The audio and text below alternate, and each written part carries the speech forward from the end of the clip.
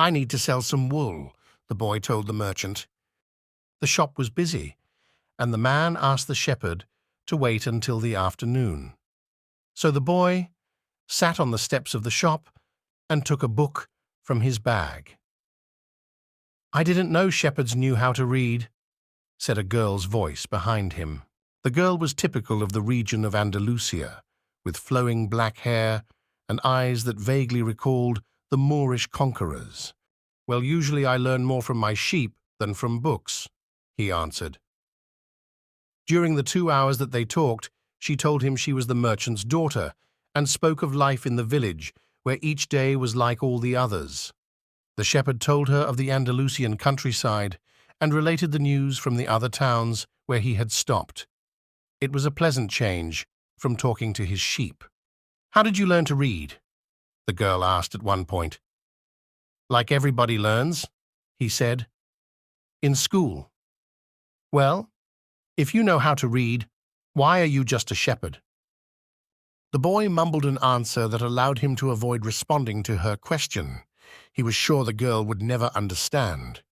He went on telling stories about his travels, and her bright, Moorish eyes went wide with fear and surprise. As the time passed, the boy found himself wishing that the day would never end, that her father would stay busy and keep him waiting for 3 days. He recognized that he was feeling something he had never experienced before, the desire to live in one place forever. With the girl with the raven hair, his days would never be the same again. But finally the merchant appeared and asked the boy to shear 4 sheep. He paid for the wool and asked the shepherd to come back the following year. And now it was only 4 days before he would be back in that same village. He was excited and at the same time uneasy. Maybe the girl had already forgotten him. Lots of shepherds passed through, selling their wool. "It doesn't matter," he said to his sheep. "I know other girls in other places." But in his heart, he knew that it did matter. And he knew that shepherds, like seamen and like traveling salesmen, always found a town where there was someone who could make them forget the joys of carefree wandering. The day was dawning, and the shepherd urged his sheep in the direction of the sun. They never have to make any decisions, he thought. Maybe that's why they always stay close to me.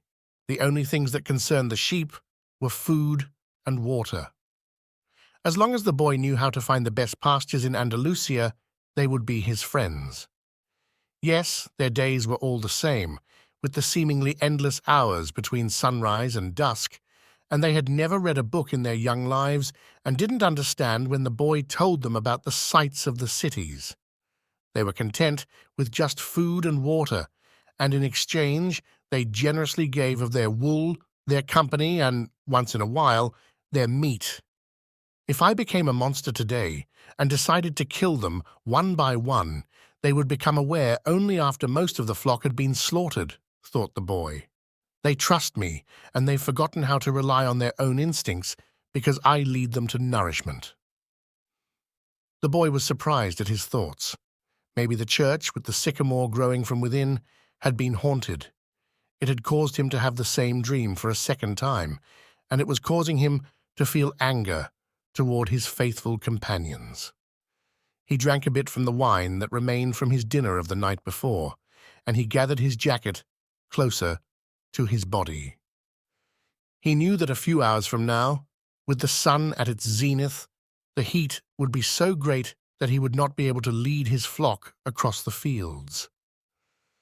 It was the time of day when all of Spain slept during the summer. The heat lasted until nightfall, and all that time he had to carry his jacket. But when he thought to complain about the burden of its weight, he remembered that, because he had the jacket, he had withstood the cold of the dawn. We have to be prepared for change, he thought, and he was grateful for the jacket's weight and warmth. The jacket had a purpose, and so did the boy. His purpose in life was to travel, and after 2 years of walking the Andalusian terrain, he knew all the cities of the region.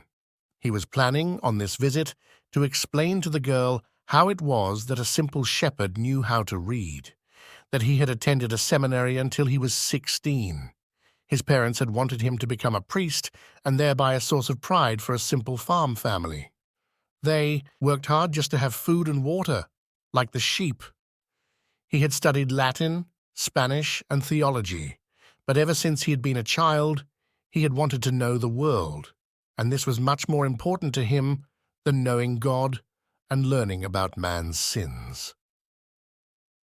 One afternoon, on a visit to his family, he had summoned up the courage to tell his father that he didn't want to become a priest, that he wanted to travel,